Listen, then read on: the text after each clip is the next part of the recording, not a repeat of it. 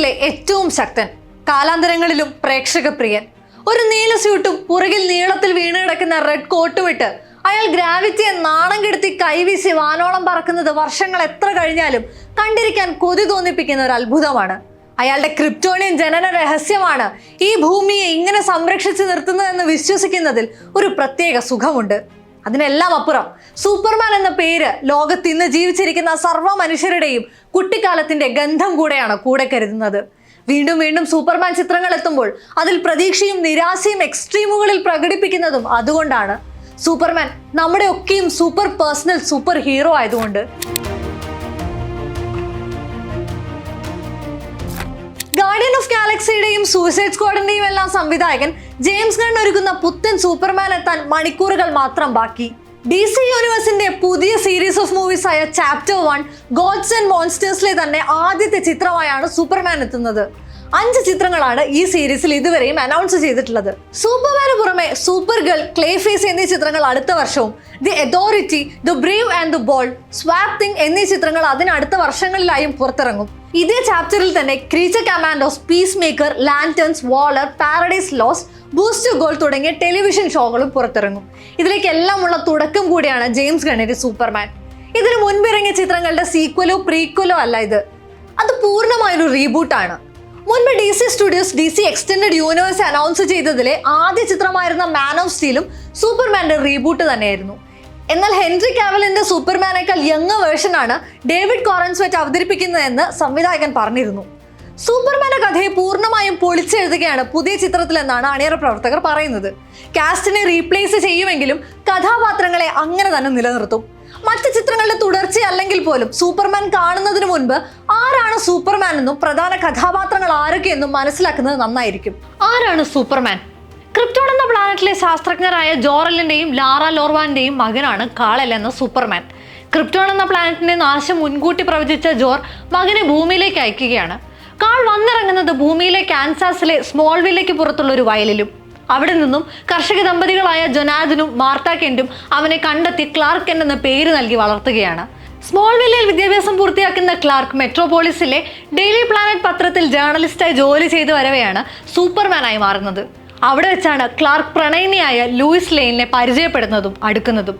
പിന്നീടുണ്ടാകുന്ന സംഭവങ്ങളാണ് പുതിയ ചിത്രത്തിലെ ഇതിവൃത്തം. എന്തൊക്കെയാണ് സൂപ്പർമാന്റെ ശക്തികൾ? ക്രിപ്റ്റോണിയൻ ഫിസിയോളജി ഉള്ള ക്ലാർക്കിന് ശരീരത്തിലെ സെല്ലുകളിൽ സോളാർ എനർജി സ്റ്റോർ ചെയ്യാനുള്ള പ്രത്യേക കഴിവുണ്ട്. അത് ഭൂമിയിലെ വേറെ ഏതൊരു ജീവനേക്കാളും വേഗതയും ശക്തിയും ക്ലാർക്കിലുണ്ടാക്കും. ദൂരെ നിന്നുള്ള ശബ്ദങ്ങൾ കേൾക്കാനും ദൃശ്യങ്ങൾ കാണാനും വായുവിന്റെ ഗതി നിർണ്ണയിക്കാനുമുള്ള കഴിവുണ്ടാകും. അതേസമയം അയാൾ വൾണറബിൾ ആണ്. എങ്ങനെ വീണാലും ഇടിച്ചാലും ദേഹത്തൊരു മുറിവ് പോലും സൂപ്പർമാന് പറ്റില്ല. ബുള്ളറ്റ് പ്രൂഫുമാണ് ക്രിപ്റ്റോണിയൻ സ്കിൻ. അയാൾക്ക് എങ്ങനെ വേണമെങ്കിലും പറക്കാം, താഴെ വീഴാം. ഇരുട്ടിലും സ്പേസിലും സോളാർ എനർജി മെറ്റബോളൈസ് ചെയ്യാൻ സൂപ്പർമാന് സാധിക്കുമെങ്കിലും അയാളുടെ ക്രിപ്റ്റോണിയൻ സെല്ലുകൾക്ക് മഞ്ഞ സൂര്യനിൽ നിന്നും നീല സൂര്യനിൽ നിന്നും മാത്രമേ എനർജി സ്വീകരിക്കാനാവൂ. ചുവന്ന സൂര്യനിൽ നിന്നും ശക്തി നേടാൻ സൂപ്പർമാന് കഴിവില്ല. ഇനി എന്താണ് DC യൂണിവേഴ്സ്? ഈ നൂറ്റാണ്ടിന്റെ ആദ്യ ദശകത്തിൽ ഹൈ ഗ്രോസിംഗ് കളക്ഷൻ എതിരാളികളെ ഭയപ്പെടാതെ നേടിയിരുന്ന പ്രൊഡക്ഷൻ ഹൗസ് ആയിരുന്നു DC. ക്രിസ്റ്റഫർ നോളൻ സംവിധാനം ചെയ്ത ഡാർക്ക് നൈറ്റ് 1 ബില്യണ് മേൽ കളക്ട് ചെയ്തുകൊണ്ട് ചരിത്രത്തിൽ ഇടം നേടി. ആനിമേറ്റഡ് യൂണിവേഴ്സിലും DCയുടെ ക്വാളിറ്റിക്കൊപ്പം എത്താൻ മാർവലിനും സാധിച്ചിരുന്നില്ല. എന്നാൽ മാർവൽ ചിത്രമായ അയൺമാൻ പുറത്തിറങ്ങിയതോടെ, കൃത്യമായി പറഞ്ഞാൽ 2008 DC അവരുടെ നിലനിൽപ്പിനെ ഏൽക്കാൻ പോകുന്ന ആഘാതം തിരിച്ചറിഞ്ഞു തുടങ്ങി. സ്റ്റാൻഡ് അലോൺ ചിത്രങ്ങൾക്ക് പകരം വിവിധ യൂണിവേഴ്സുകളിൽ നിന്നായി കഥാപാത്രങ്ങൾ പരസ്പരം കണ്ടുമുട്ടുകയും ഏറ്റുമുട്ടുകയും ചെയ്യുന്ന ഷെയർഡ് യൂണിവേഴ്സ് ചിത്രങ്ങളുടെ പരീക്ഷണം വിജയിച്ചതോടെ കോമിക് ചിത്രങ്ങളിൽ മാർവൽ അവരുടെ ആധിപത്യം ഉറപ്പിച്ചു. ഇന്ന് മോളിവുഡും കോളിവുഡും അടക്കം എല്ലാ ഇൻഡസ്ട്രികളും സധൈര്യം ഷെയർഡ് യൂണിവേഴ്സുകൾ നിരത്തുന്നത് പോലെയല്ല. അന്ന് മറ്റൊരു ഹോളിവുഡ് സ്റ്റുഡിയോസും അത്തരമൊരു ഉദ്യമത്തിന് തയ്യാറായിരുന്നില്ല. പിന്നീട് മാർവൽ സ്റ്റുഡിയോസിന്റെ നിരവധി ചിത്രങ്ങൾ പുറത്തിറങ്ങി. അവഞ്ചേഴ്സ് സൂപ്പർ ഹീറോ മൂവി ചരിത്രത്തിലെ ലാൻഡ്മാർക്കായി മാറി. പക്ഷേ അവരുടെ കോമിക്കുകളിലെ തന്നെ മുഖ്യ ഹീറോസായ സ്പൈഡർമാൻ, എക്സ്മാൻ, ഫെന്റാസ്റ്റിക് ഫോർ തുടങ്ങിയ കഥാപാത്രങ്ങളുടെ റൈറ്റ്സ് പൂർണ്ണമായും കൈവശമില്ലാതിരുന്നത് മാർവലിന് തിരിച്ചടിയായിരുന്നു. അതേസമയം മിക്ക കോമിക്കുകളുടെയും സൂപ്പർ ഹീറോസിന്റെയും പൂർണ്ണ റൈറ്റ്സ് കൈവശമുണ്ടായിരുന്ന DC കൂടുതൽ പവർഫുള്ളായി അവരുടെ യൂണിവേഴ്സിനെ ബിൽഡ് ചെയ്യാൻ തീരുമാനിക്കുന്നിടത്താണ് DC എക്സ്റ്റൻഡഡ് യൂണിവേഴ്സിന്റെ ജനനം. ആ പേര് DCയുടെ സ്വന്തമല്ല. 2015 ജൂലൈ 1 അച്ചടിച്ചു വന്ന ഒരു അമേരിക്കൻ വീക്കിലിയിലെ നിരൂപണത്തിൽ ഉപയോഗിച്ച വാക്കാണ് പിന്നീട് ജനകീയമാവുകയും മാധ്യമങ്ങൾ ഔദ്യോഗികമെന്ന് തെറ്റിദ്ധരിക്കുകയും ചെയ്തത്. പിന്നീട് DC തന്നെ അത് ഔദ്യോഗികമായി സ്വീകരിക്കുകയും ചെയ്തിരുന്നു.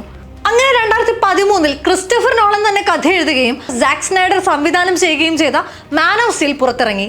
ചിത്രത്തിലെ സൂപ്പർമാൻ വേർഷനോട് പലരും അതൃപ്തി പ്രകടിപ്പിച്ചെങ്കിലും ചിത്രത്തിന്റെ ബാക്ക്ഗ്രൗണ്ട് സ്കോർ അടക്കം പ്രശംസ നേടി.